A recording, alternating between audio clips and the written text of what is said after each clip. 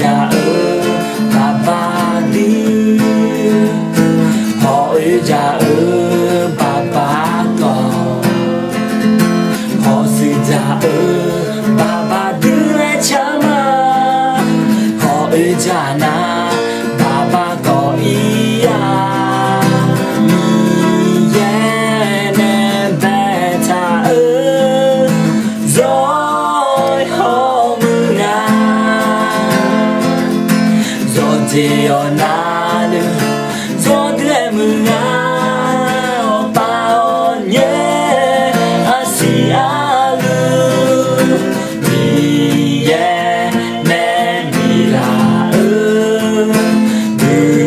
lo yo đưa adu cho kha ya o, miye lo ja chema.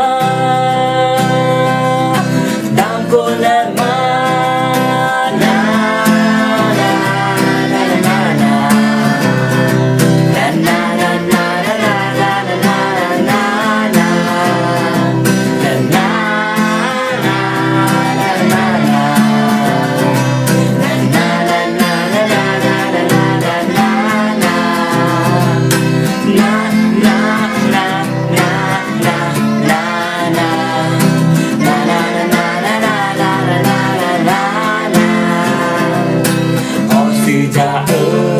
bà ba đi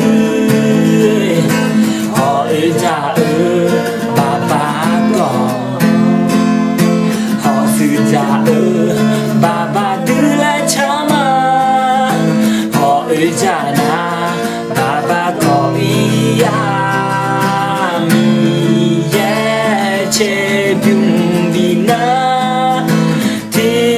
biung ya đam gồm Yung bina che yung yada me la khati che ma chao me mi ye me mi la gư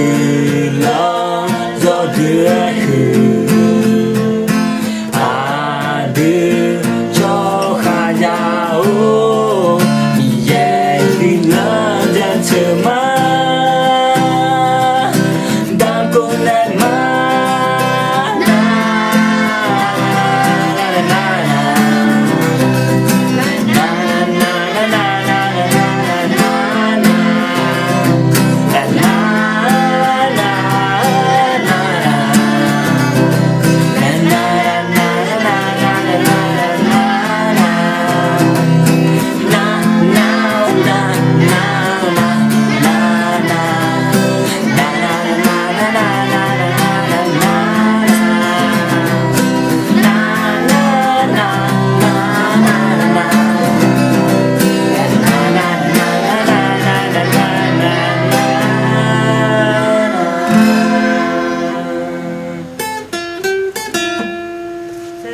Eleven